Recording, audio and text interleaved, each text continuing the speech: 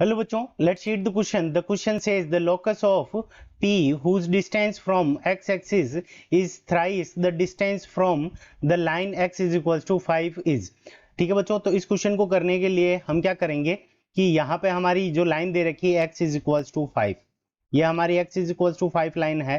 तो ये क्या होगी, x is equals to 5 line है तो ये हमारी y एक्सिस के पैरेलल हो जाएगी. ठीक है बच्चों, तो ये हमारी है y एक्सिस और ये हमारी क्या हो जाएगी, x एक्सिस. ठीक है बच्चों, ये हो गई एक्स एक्सिस.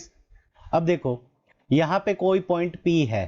ठीक है बच्चों, ये पॉइंट P है और इसका हमें क्या निकालना है, लोकस निकालना है. तो लोकस निकालने के लिए हम इसके कोऑर्डिनेट क्या मान लेते हैं, x, y मान लेते हैं. ठीक है बच्चों, सो इस क्वेश्चन को करने के लिए हमारा जो की कंसेप्ट होगा, की कंसेप्ट. ठीक है बच्चों, सो की कंसेप्ट के अंदर क्या हो जाएगा, डिस्टेंस. अब कोई भी पॉइंट हो उसकी अगर डिस्टेंस लिखें, डिस्टेंस फ्रॉम y एक्सिस.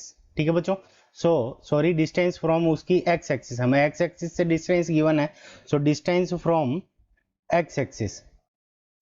तो डिस्टेंस फ्रॉम x एक्सिस किसी भी पॉइंट की हो तो वो उसका क्या होता है, y कोऑर्डिनेट. ठीक है बच्चों, वो उसका क्या होता है, y कोऑर्डिनेट के इक्वल होता है, y कोऑर्डिनेट. सो उसके y कोऑर्डिनेट के इक्वल होता है डिस्टेंस फ्रॉम x एक्सिस. सो इसी कॉन्सेप्ट को हम यूज करके इस क्वेश्चन को सोल्व करेंगे. अब देखो हमने इसका कोऑर्डिनेट क्या मान रखा है, x, y. सो हम क्या करते हैं, डिस्टेंस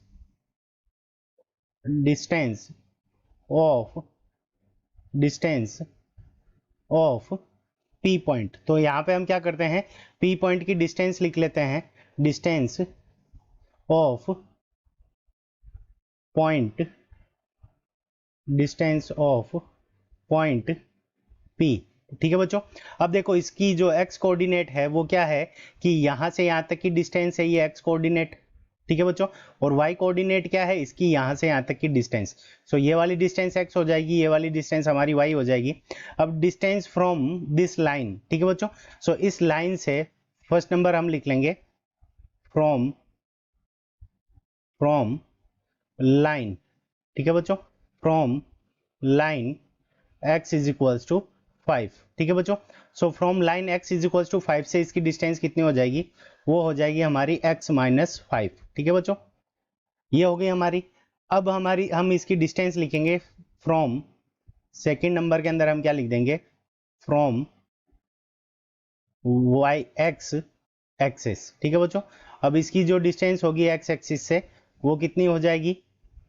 तो अब देखो ये क्या है, इसकी डिस्टेंस क्या है x एक्सिस से, वो इसकी y एक्सिस से, सॉरी इसकी x इक्वल्स टू 5 से जो डिस्टेंस है उसकी थ्राइस है x इज इक्वल्स टू 5 से.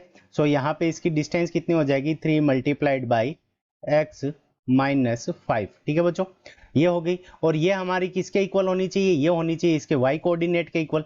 तो हम लिख देते हैं इसका y कोऑर्डिनेट क्या है, हमारा y. सो यहाँ से हमारे पास में जो इक्वेशन बन जाएगी, 3 को x से मल्टीप्लाई कर देंगे तो 3x माइनस, यहाँ पे इसको y से, इसको 5 से मल्टीप्लाई कर देंगे तो माइनस 15 इज इक्वल्स टू क्या हो जाएगा हमारे पास में y. सो यहाँ पे इसको अगर हम इस तरफ लेके आ जाएंगे तो 3x minus y is equals to 15. तो ये हमारी क्या आ जाएगी, लाइन की इक्वेशन आ जाएगी 3x minus y is equals to 15.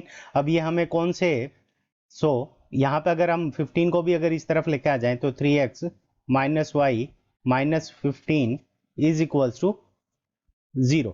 अब 3x minus y minus 15 is equals to 0 हमें ऑप्शन बी में गिवन है. So option B is the correct answer of this question. I hope you understood it well. Best of luck. Thank you.